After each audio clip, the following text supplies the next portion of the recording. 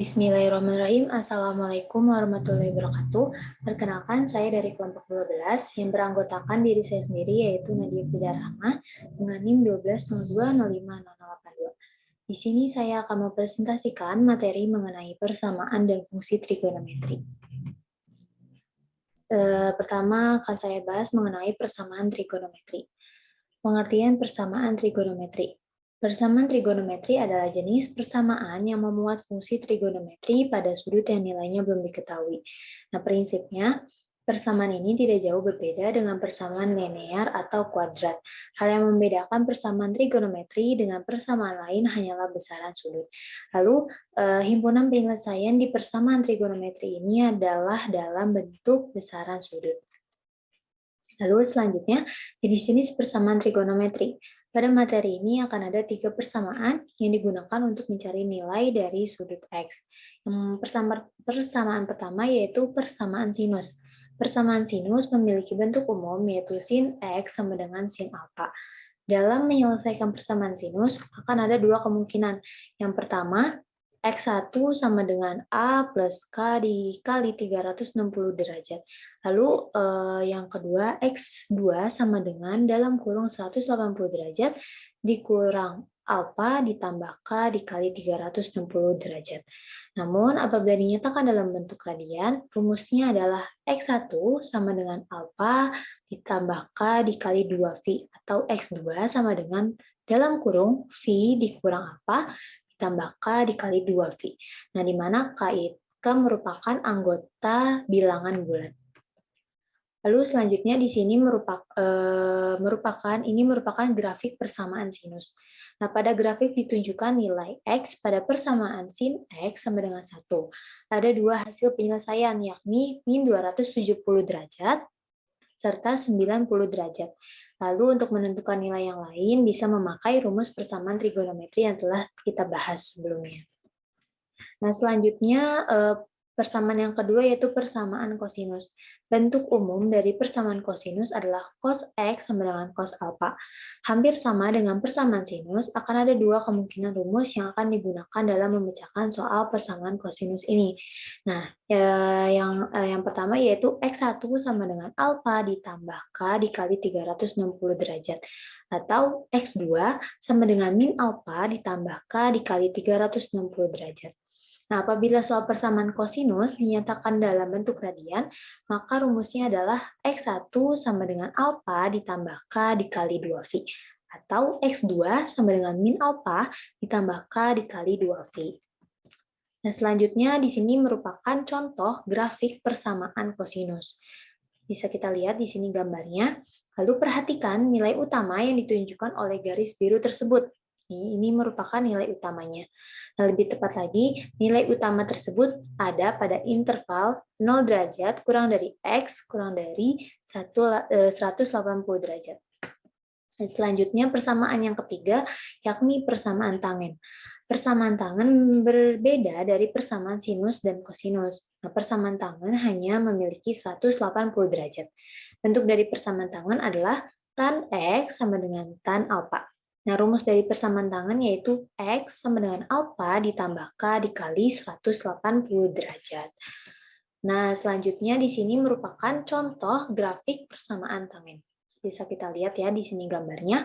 Nah, perhatikan grafik dari persamaan Y sama dengan tan X pada interval min 360 derajat kurang dari sama dengan X kurang dari sama dengan 360 derajat. Nah, setelah melihat nilai utama ini, yakni pada garis biru atau lebih pada interval min 90 derajat kurang dari X kurang dari 90 derajat. Maka diketahui jika nilai itu akan berulang bagi X positif dan juga X negatif. Nah, selanjutnya solusi mengerjakan soal persamaan trigonometri. Nah, terdapat 2 solusi untuk menyelesaikan soal dalam persamaan trigonometri. Berikut ini adalah penjelasan dari kedua solusinya. Solusi yang pertama yaitu solusi prinsipal. Nah, solusi prinsipal merupakan himpunan solusi yang memenuhi persamaan trigonometri dan berada pada interval 0,2 V. Nah, hal yang perlu diingat adalah X sama dengan 0 dan X sama dengan 360 derajat. Misalnya, kita memiliki cos X sama dengan 1. Nah, maka termasuk ke dalam solusi prinsipal 0 karena terletak pada 0,2 V. Nah, meskipun 2V ini sama dengan 360 derajat, nah 360 derajat tersebut tidak termasuk sebagai solusi prinsipal karena mempunyai nilai yang sama dengan batas atas. Lalu, solusi yang kedua yakni solusi umum. Kedua atau solusi umum ini dalam persamaan trigonometri ini ada banyak karena fungsi trigonometri adalah fungsi yang periodik. Solusi umum yang digunakan adalah sin X sama dengan sin alfa. Next, selanjutnya contoh soal dari persamaan trigonometri. Soal yang pertama, pada 0 derajat kurang dari sama dengan X kurang dari sama dengan 360 derajat, maka coba tentukanlah cara untuk menyelesaikan himpunan dari sin 3X sama dengan setengah. Nah, pembahasannya sin 3X sama dengan setengah, lalu setengah ini sama dengan sin 30 derajat ya. Maka di sini kita tulis lagi sin 3X sama dengan sin 30 derajat. Sesuai dengan rumus bahwa sin X sama dengan sin alfa, maka X1 sama dengan alfa plus K dikali 360 derajat, dan X2 sama dengan dalam kurung 180 derajat min alfa ditambah K dikali 360 derajat. Nah, kita coba dari rumus yang pertama. 3X sama dengan 30 derajat ditambah N dikali 360 derajat. Nah, kita di sini tiganya ini pindah ruas menjadi dibagi ya. Maka X sama dengan 30 dibagi 3, 10. Lalu 360 dibagi 3, 120 derajat. Nah, lalu di sini kita buat permisalan. Jika N sama dengan 0, lalu jika N sama dengan 1, jika N sama dengan 2. Maka dihasilkan jika N sama dengan 0, maka X sama dengan 10 derajat. Lalu jika N sama dengan 1, maka X dihasilkan sama dengan 130 derajat. Lalu jika N sama dengan 2, maka X sama dengan 250 derajat. Lalu yang kedua, kita menggunakan rumus yang kedua, ya di sini ya, X2 sama dengan 180 derajat dikurang alfa, lalu ditambah K dikali 360 derajat. Nah, di sini kita masukkan berarti 3X sama dengan 180 derajat dikurang 30 derajat ditambah N dikali 360 derajat. Nah, lalu di sini 3-nya pindah ruas, maka dibagi ya. Lalu X sama dengan 50 derajat ditambah N dikali 120 derajat. Lalu jika kita buat pemisalan seperti rumus yang pertama, jika N sama dengan 0, maka X sama dengan 50 derajat. Jika N sama dengan 1, maka X sama dengan 170 derajat. Lalu jika N sama dengan 2, maka X sama dengan 290 derajat. Nah, maka untuk menyelesaikan himpunan di atas dihasilkan yakni 10 derajat, 50 derajat, 130 derajat, 170 derajat, 250 derajat, dan 290 derajat. Lalu soal yang kedua, tentukan himpunan penyelesaian dari cos X sama dengan setengah untuk 0 derajat kurang dari X kurang dari 360 derajat. Nah, di sini pembahasannya setengah merupakan nilai kosinus dari 60 derajat. Maka persamaannya diubah menjadi cos X sama dengan cos 60 derajat. Nah, sesuai dengan rumus yang tadi telah kita bahas bahwa cos X sama dengan cos alfa. Maka X sama dengan alfa ditambah K dikali 360 derajat atau X sama dengan min alfa ditambah K dikali 360 derajat. Kita gunakan rumus yang pertama terlebih dahulu. Kita substitusikan yakni menjadi X sama dengan 60 derajat ditambah K dikali 360 derajat. Nah, lalu kita buat permisalan, jika K-nya sama dengan 0, maka dihasilkan X sama dengan 60 ditambah 0 sama dengan 60 derajat. Lalu jika K-nya sama dengan 1, maka dihasilkan X sama dengan 60 ditambah 360 sama dengan 420 derajat. Lalu kita gunakan rumus yang kedua, X sama dengan min 60 derajat ditambah K dikali 360 derajat. Lalu kita juga buat permisalan, jika K-nya sama dengan 0, maka X sama dengan 60 derajat ditambah 0 ditambah 0 sama dengan 60 derajat. Lalu jika K-nya sama dengan 1, maka dihasilkan X sama dengan min 60 ditambah 360 sama dengan 300 derajat.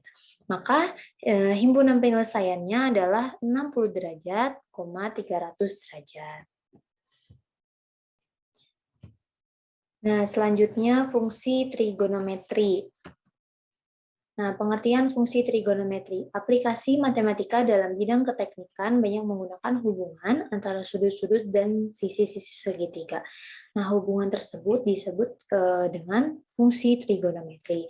Nah, ada sejumlah rumus dan identitas trigonometri yang menunjukkan hubungan antara fungsi dan membantu menemukan sudut segitiga. Nah, fungsi dan identitas trigonometri adalah perbandingan sisi-sisi segitiga siku-siku.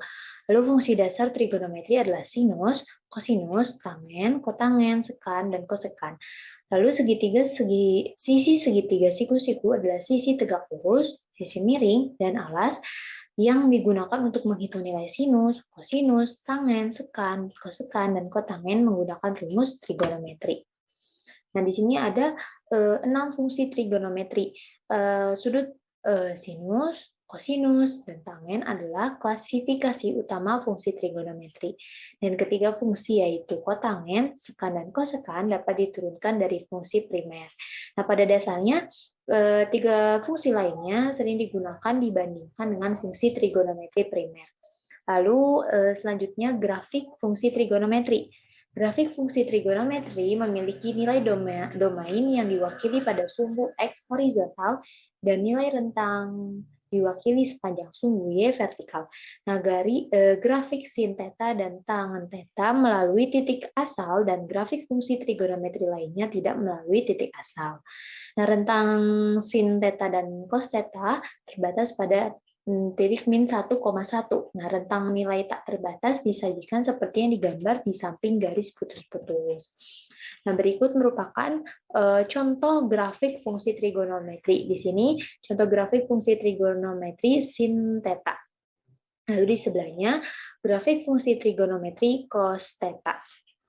Nah, selanjutnya contoh grafik fungsi trigonometri tangen theta dan di sini kotangen theta. Lalu selanjutnya grafik fungsi trigonometri sekan theta dan sebelahnya yaitu grafik fungsi trigonometri kosekan theta. Nah, selanjutnya rumus fungsi trigonometri. Rumus fungsi trigonometri secara luas dibagi menjadi identitas timbal balik, rumus Pythagoras, jumlah dan perbedaan identitas, rumus untuk sudut kelipatan dan subkelipatan, jumlah dan produk identitas. Nah, semua rumus di bawah ini dapat dengan mudah diturunkan menggunakan rasio sisi segitiga siku-siku. Nah, rumus yang lebih tinggi dapat diturunkan dengan menggunakan rumus fungsi trigonometri dasar. Identitas timbal balik sering digunakan untuk menyederhanakan masalah trigonometri.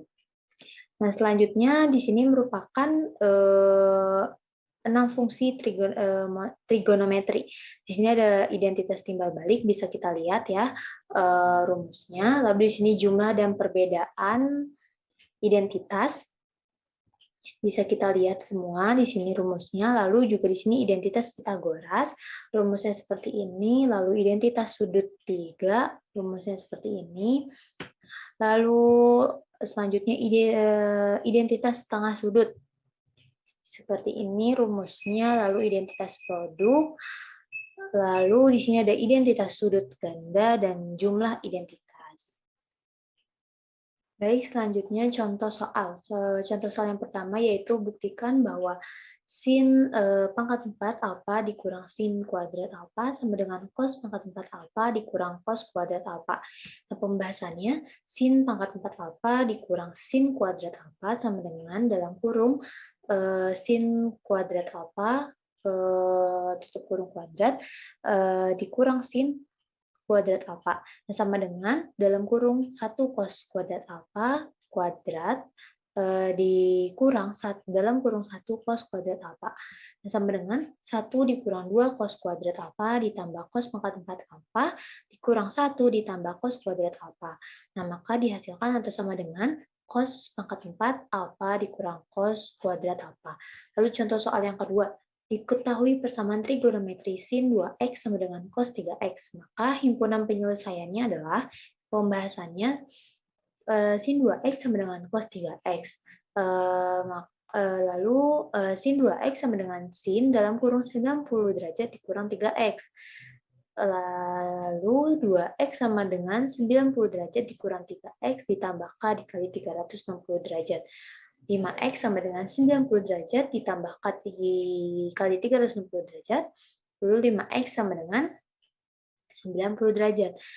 Maka dihasilkan X sama dengan 18. Atau bisa kita coba juga 5X sama dengan 90 derajat ditambah 360 derajat, menghasilkan X sama dengan 90 derajat.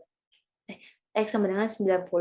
Lalu atau 5X sama dengan 90 derajat ditambah 720 derajat, maka dihasilkan X sama dengan 162.